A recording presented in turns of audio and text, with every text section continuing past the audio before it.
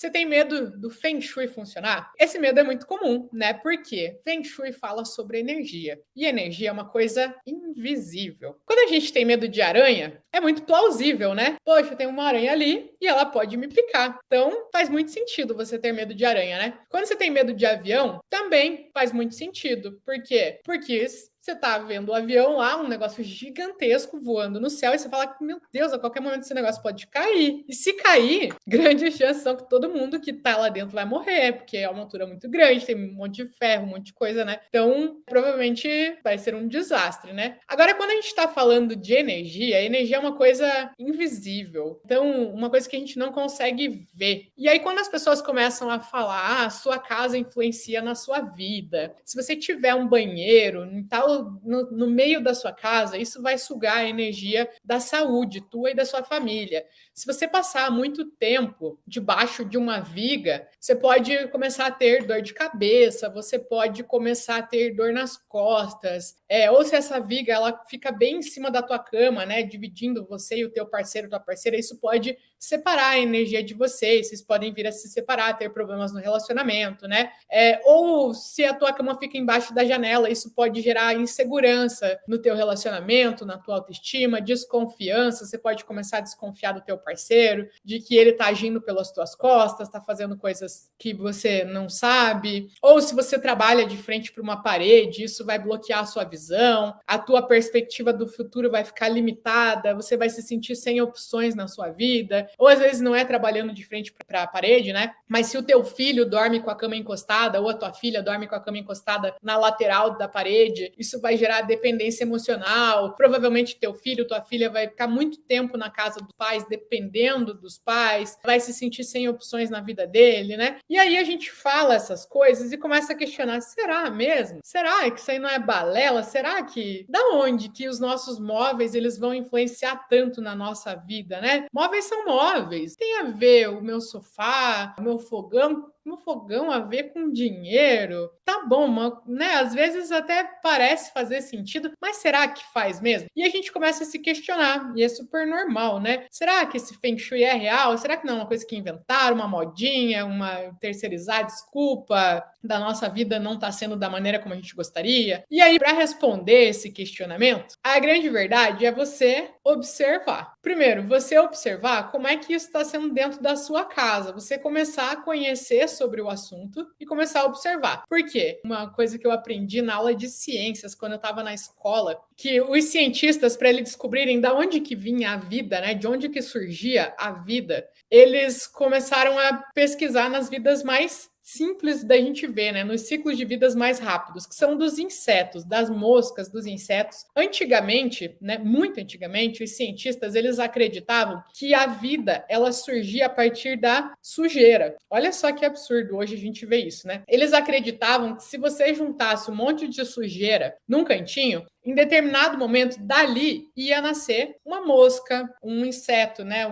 Em geral, as moscas, né? Aquilo ali era tipo uma poção mágica que ia surgir uma vida ali a qualquer momento. Durante muito tempo isso foi validado. Hoje pra gente parece, meu Deus, que absurdo alguém acreditar nisso, mas por muito tempo isso foi validado. Assim como por muito tempo acharam que a Terra era plana, assim como por muito tempo acharam que só existia o planeta Terra, né? Então, por muito tempo acreditaram que se você quisesse criar uma vida de uma mosca, você precisaria pegar sujeira, deixar ela acumulada durante um tempo, por um período, num espaço ali, e depois de um tempo ia surgir a vida de uma mosca, né? Porque as pessoas não sabiam como é que surgia, não entendiam que existia, né? Da mosca, dela colocar o ovinho e daí da fecundação, né? Do ovinho nascer uma outra mosca, não entendiam isso. E aí depois, o que eles fizeram? A gente tem uma teoria. Acontece isso aqui, né?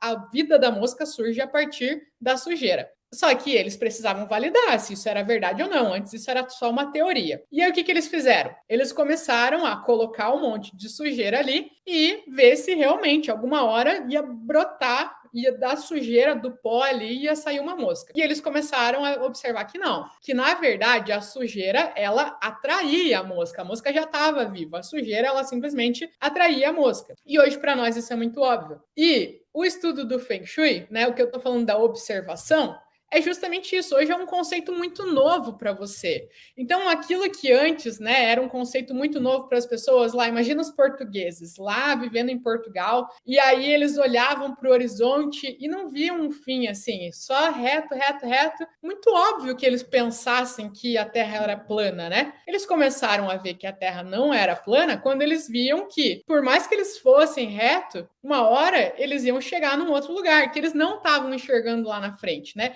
Então, pelas teorias e pelos estudos, começaram a descobrir que era diferente daquilo. Então, foi através da observação. E tudo que a gente descobre, de novo, é através da observação. E aí, eu estou divagando um pouco aqui nas minhas ideias, né? Mas o que eu quero dizer aqui para vocês? Que você pode escolher acreditar ou não que o Feng Shui, que os móveis, que as decorações, que os elementos, que tudo dentro da tua casa influencia na sua vida. Mas a minha sugestão para você validar se isso funciona ou não é observar. Assim como os caras juntaram lá um monte de lixo e observaram se de fato ia nascer uma mosca daquilo lá. E aí você vai observar o quê? Fica embaixo de uma viga. Veja se você vai ficar com dor de cabeça. Coloca a tua cama debaixo da janela para ver se você vai se separar do teu marido ou da tua esposa. Coloca o teu filho encostado na parede para ver se ele vai ficar, né, limitado, com as visões limitadas, ou não faz isso. Não precisa se colocar nessas situações. Veja as situações, observa as situações que você já tem na tua casa e começa a observar se isso de fato acontece na sua vida. Poxa, eu realmente me sinto assim. Eu estava falando com a Márcia hoje. Eu fiz esse questionamento para a Márcia e aí ela falou, né? Daí a gente chegou, desenrolou a ideia ali. E aí eu perguntei, Márcia, qual que é a sua dúvida? Daí ela falou, Bruno, eu tenho dois banheiros na minha área da prosperidade. E antes de eu explicar, né, qual que é a correção para uma situação de Feng Shui, eu sempre explico o que aquilo gera. E aí quando eu falei, Márcia, o que gera, né, um banheiro na área da prosperidade? O banheiro, ele suga a energia da casa. E quando ele está na área da prosperidade, ele suga a energia do dinheiro. Então a pessoa, ela sente que o dinheiro dela está sendo gasto com coisas desnecessárias, né, que está sendo sugado, que o dinheiro não consegue parar na mão dela. Daí ela falou, realmente, eu sinto isso. Não que não entra dinheiro, mas que ele não para, que às vezes eu compro as coisas duplicadas sem perceber, que tem uns gastos que não precisaria ter.